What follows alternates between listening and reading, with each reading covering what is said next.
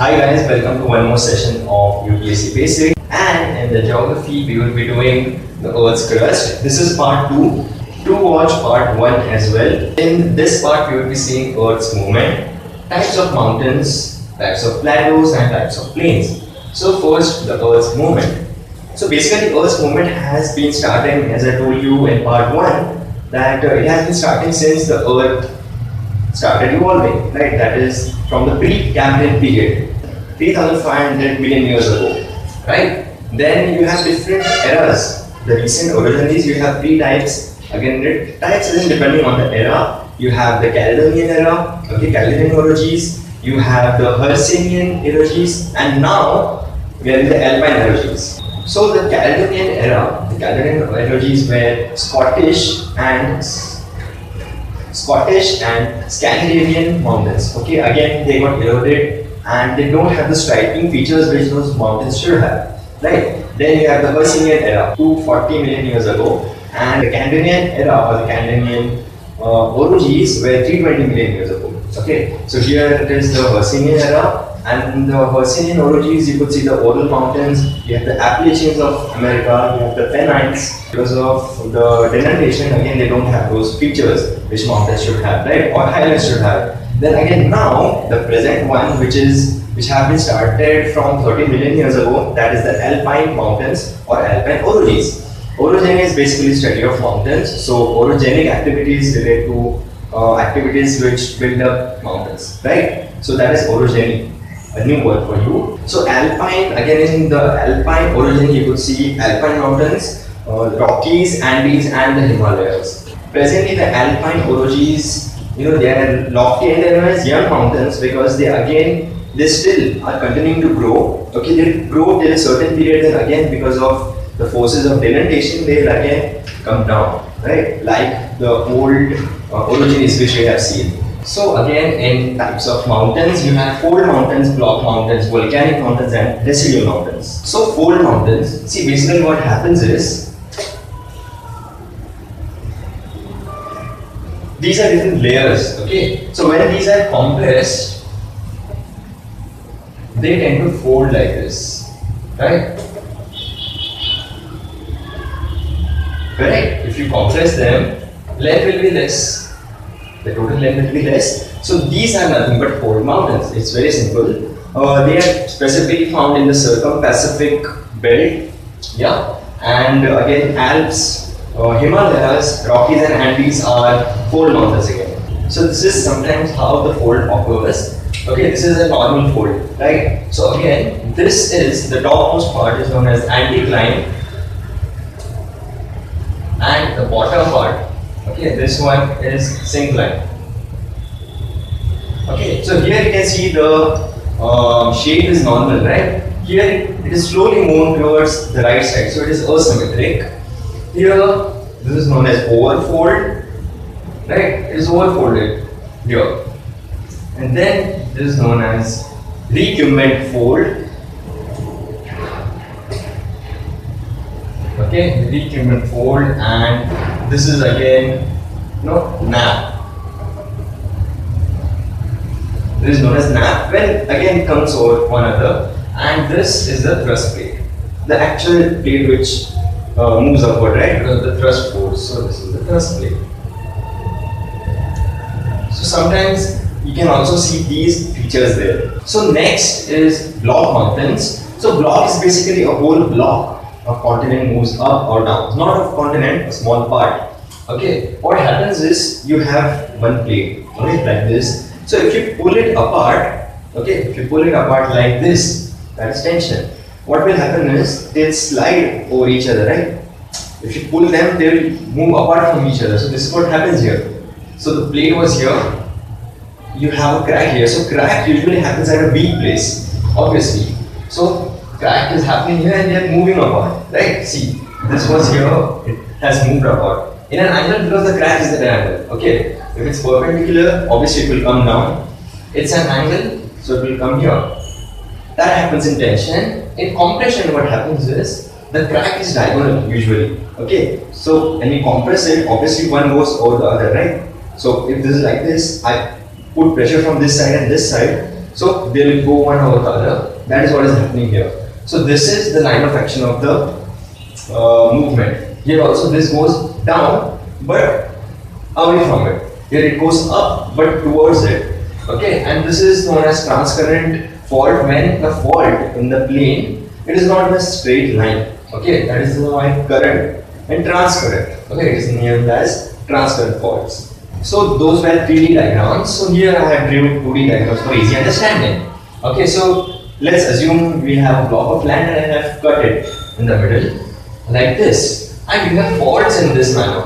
Okay. Now, in case of tension, you pull these parts apart, right? So what happens is this part, having more weight on the top, comes down. Okay, like this, and what remains is these peaks. So these peaks are known as horst, or horst is also known as block mountain. So these are the block mountains formed, and this is the valley, right? It goes down, it's a valley. So they are also known as graben, okay, or rift valley for that matter. So examples of these are Hansrud Mountains or Vosges or Black Forest of Rhineland. Okay, these are some examples of tension. So of mountains getting created by tension. Of compression, Rift Valley, you have African Rift Valley, okay, which is 3,000 miles long, right? So that happens by this. So what happens here is, if you compress this, okay, if you push it up, because of this, these being small, they slide up. Okay, these things slide up like this, and these things which are between them, the peaks which we said, go down. Okay, so these go down, these come up like this, right?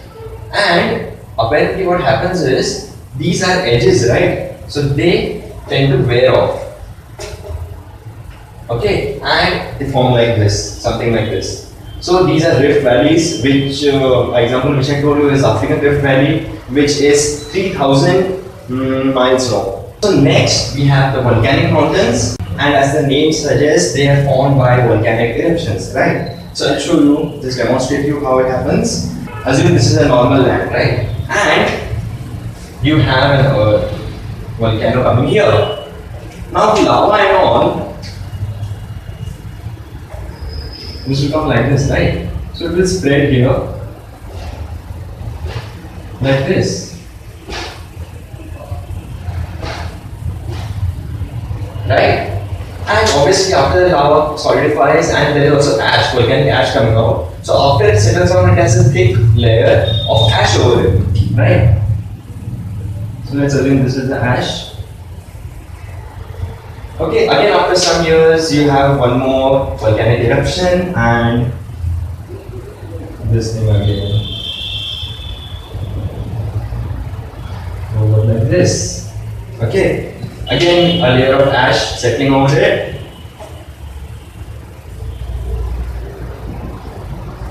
Right?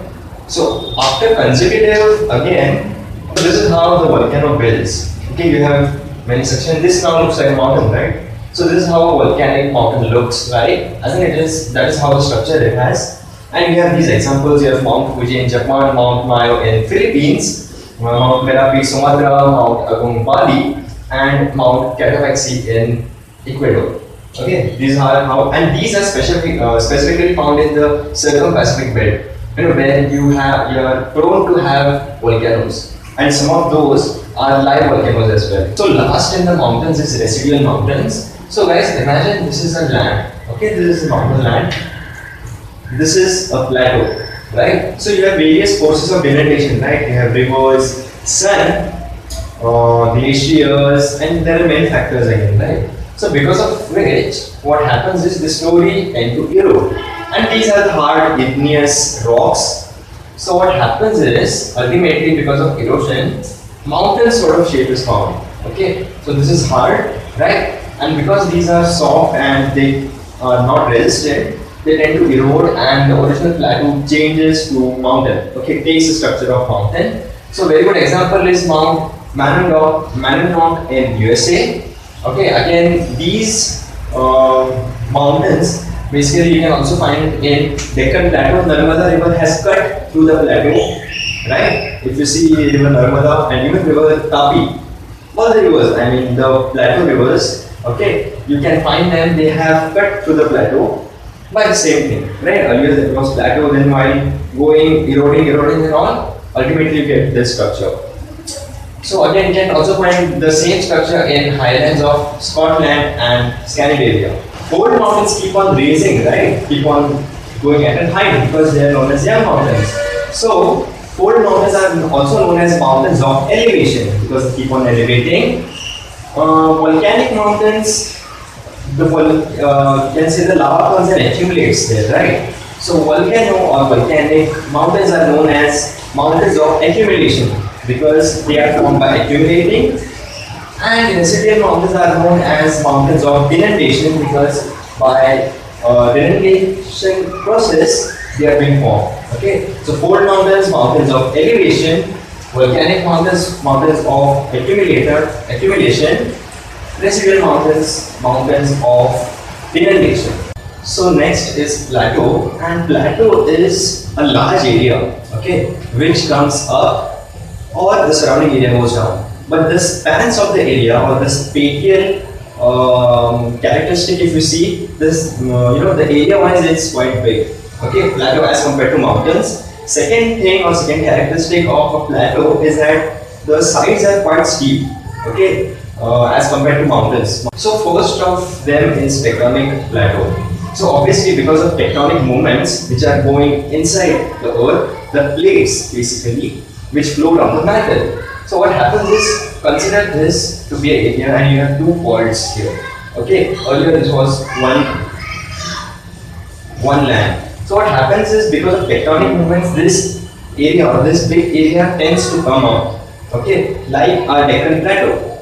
Okay, so it is, the plate is Indian plate, but that area specifically has come out, right? The Deccan Plateau. And again, some can be titled like the Mestra of Central Iberia, and that can be titled under the Tectonic Plateau, and even the Hearts of Germany also can be titled. You can't 100% say it is a tectonic, it can be a combination of both, right? Secondly, the plateaus which are between two mountain ranges, okay, they are known as intermount plateaus. Like I have shown here, these are mountain ranges, right? So here you have the intermount plateau.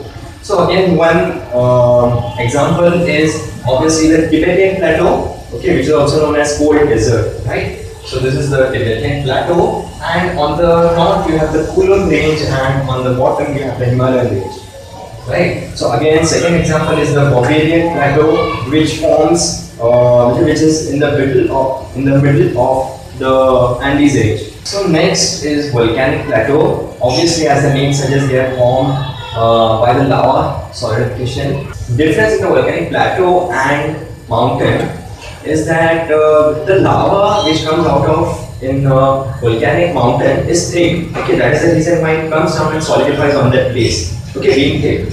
And the lava which is responsible for making a volcanic plateau is thin. The viscosity is less.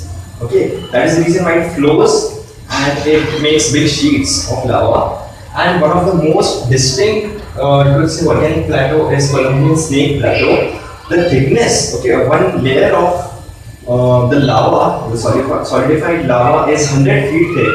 Okay, and it is said that the total depth is around a mile. Okay, so one example is Colombian Snake Plateau, the best example.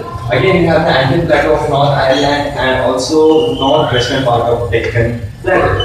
Last in the plateaus are dissected plateaus. Dissected plateaus are similar to that of residual mountains. Okay, the same principle works there. Again, here if you have a flat land, the factors causing denudation, okay, act on it, sculpting it to form a plateau here. Okay, this surface isn't flat. Obviously, it is a rough surface like.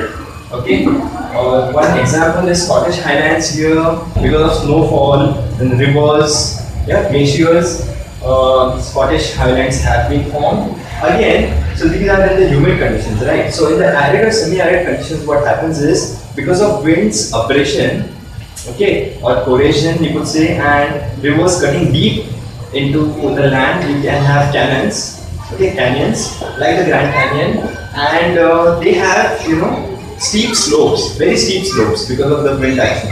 So they are known as mesas and buttes. and specifically found in the southwestern part of America. Now talking of plains, plains are basically low-lying lands, and they are again vast and expanse. Obviously, they seldom have a height of more than a few hundred feet. Okay, and they may have small hills. Okay, but it's more of a rolling topography. Like the hills don't have steep slopes, right? Curve like thing. So those are the characteristics of plains. They again go and reach the sea level. Okay. Now plains have been found to be the most liked by human settlements because of the alluvium found there. Okay, alluvial soil found there. And again, if you see in the Gangetic Basin, okay, you have dense population there, right? The Doa specifically near Ganga, and then you have Mississippi River, okay, Yangtze River, which produces maximum rice. Okay, so that is the reason why people prefer settling near the plains. So these plains which I told you, that is River Mississippi or Indo-Gangetic Plain or Yangtze River, you could say, they fall in a semi-tropical zone, right? So in temperate, again, you have grasslands. You have steppes of Russia. Then in North America, again, you have prairies, right? Then again, pampas in Argentina. So again, these are plains again. They need not, have a river going around there. They have to plain basically and rolling landscape, right? So depending on how these are formed, you can have three types in them: structural plains, erosional plains, and depositional plains. Okay, the concept is very easy. So structural plains are basically the depressed, the depressed lands of the earth. Okay, and they have rock beds beyond which they are very resistant. So you can't erode them beyond that, and naturally also they don't erode. So you can't go beyond that. So they are the structural forms. Okay, they have rock beds which are too hard. So again, similarly you have Russian platform, Great Plains of USA, and low-lying lands of Australia. So next is depositional plain, and obviously as the name suggests, a low-lying land is being filled, okay, is being deposited with some sediments, right? So again, deposition can happen in depending on different landforms, right? So first, because of rivers, okay, you have the Indo-Gangetic Plain, which is rich in alluvium or alluvial soil, right? Again, you have delta region of the same river, that is Ganga, near West Bengal, and which share in West Bengal and Bangladesh, right? That is again good, ideal for jute and rice growing. You have Bangkok, again a plain formed by deposition in northern China. So again, deposition that would be based on rivers. Okay, again even in the coastal plains, if you see, wind as well as waves get in sediments and deposit in the lowland areas, forming estuaries, lagoons, right? So again, they are again depositional plains. Obviously, again, if you see, because of glaciers, okay, especially in Holland and also in USA, what happens is when the glacier comes down, it brings along with some particles, right? So and when they deposit again in the lowland areas, obviously they would, from highlands, they would come and deposit in the lowland areas. So again, these are depositional plains. Okay, one more feature of depositional plains specifically is that in the highland area to the lowland area, you will be having a slope line. Okay, you could specifically see the slope in case of depositional thing because all the sediments from here are being deposited here, right? Except for the case in the coastal region. Again, you have one more, I would say classification. But again, deposition can happen through winds as well. So alien particles, alien means the particles which are brought by wind. Okay, brought by wind, sorry. So again, these particles are known as Lewis. Okay, so Lewis, again, Plateau was formed in northern China. So that is the reason why it's named Lewis Plain, sorry. So last topic of ours, erosional plains. Obviously, as the name suggests, erosion takes place to form the plains, right? So again, here you have two types. One is semi-plain and another is periplain, right? So basically in periplain, you can find them in the ice caps. Okay, so specifically you can find those periplains in Finland. Okay, you have more than 35,000 periplain lakes there. Okay, ice-covered plains, you can call them. So basically what happens is, this is the original crack or groove which has been formed, and because of ice or glacier, when it goes, it takes off these sediments, right? So when it goes up slowly, it starts cutting, in a more gradual way, and later on it leaves a plain like thing. And here, water gets deposited. Okay, so that is the lake which I was talking about. So 35,000 some lakes are there in Finland. Okay, in a similar manner. So they are known as penny plain. Penny plain means mostly plain. This is not a plain, right? It has a small rounding of there.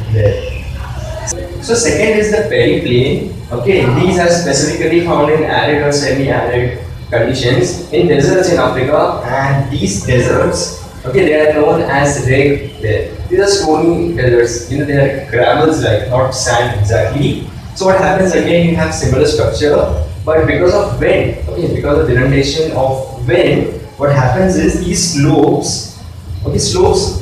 See what happens? This is like this, right? And when erosion happens slowly and steadily, it doesn't erode here because of being hard. And again, small mountains like it's not big, almost a plain, right? And this plain is known as reg in Africa, right?